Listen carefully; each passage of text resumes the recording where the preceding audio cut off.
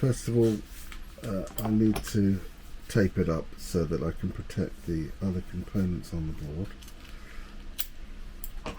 So I've got some aluminium tape, and I'll just apply that so that these other components nearby don't get affected by what we're going to do. So I can see there's some little resistors and stuff just very, very close, so I'm going to have to make sure that that's nice and close there. Look, on that side.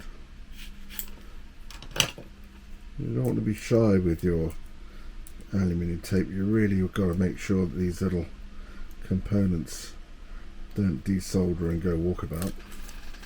See, there's some components very, very close to this chip. So this is quite a high density board. So I'm just going to make sure, and I'm quite happy for it to make a little cup so that it deflects the heat up and away as this goes. Now I'm probably a little bit over the top compared to proper electronics guys. This isn't my trade. I'm just trying to fix a machine which I use for my business as a printer, and these days the cost of engineering is prohibitive. To get an engineer out to do this or to buy replacement boards, if you can do a little bit of DIY, then you'll find yourself saving quite a lot of money. This is I'll explain about this machine in a minute. This is a servo board, which is from an older machine which I've just replaced, and I've had to do, well, what we call the usual stuff, which is, when you buy a machine which has been sat around for a long time, not being used very much. It's got all blocked ink tubes, and it had some engineering errors from the previous owner and some strange things going on, I have to say. People removing chips from cartridges and leaving pins bent in awkward places and whatnot. I'm going to put a little bit more on here because I want this other side here to be really good.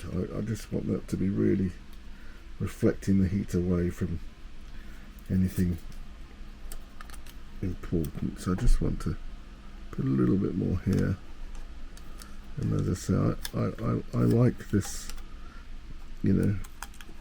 having this stuff go up like that so that it's got a little bit of a deflection away from anything important. Okay, so that's the taping. I'm going to put a little bit of flux on here, quite a bit of flux on here, whatever, it doesn't matter. I'm just going to get this nicely fluxed up here so that will come off cleanly. There we go. Just make sure that's properly in there. No, I know I've put too much, probably. That doesn't matter to me. Okay, and then we're going to heat this up. Now I haven't got a lovely sensitive air tool, so I have to use what I have.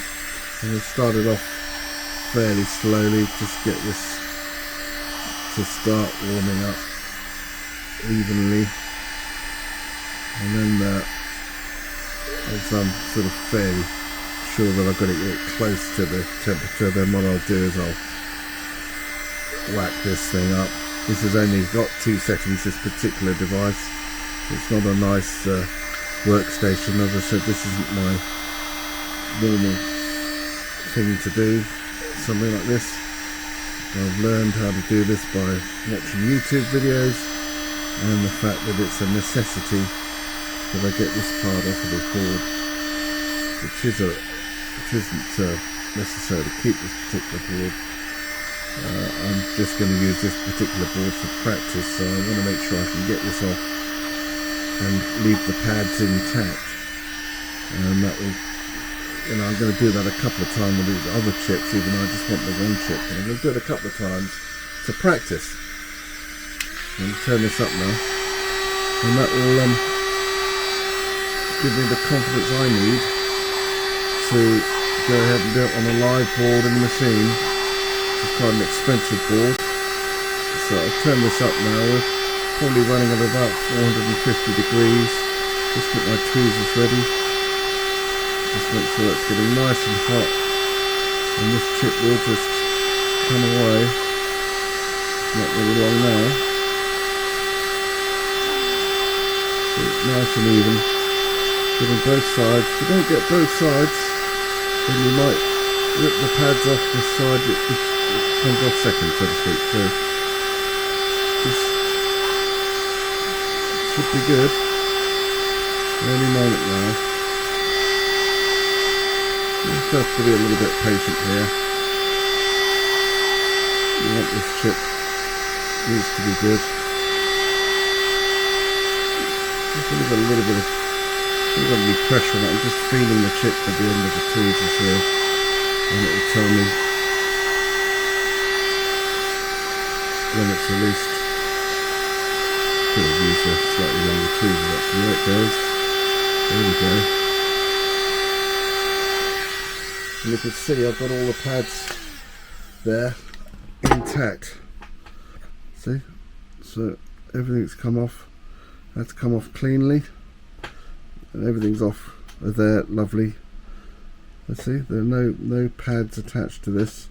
And look, that pad is still there. Everything's still there intact. So that board can be cleaned off, and I can use that chip. So just put that aside to cool down, and I can, when I'm ready, clean all this stuff off. But you can see why I wanted to use the tape and have it reflect upwards. And you can see that those components, even though I haven't let it cool, are still staying on the board quite happily. Look at that. See, no damage whatsoever. So we've got a little bit of burnt flux, but we can clean that up with isopropyl alcohol, and we can actually clean up these beds if I want to go over it with some braided solder tape to remove the excess solder. So that's one successfully done.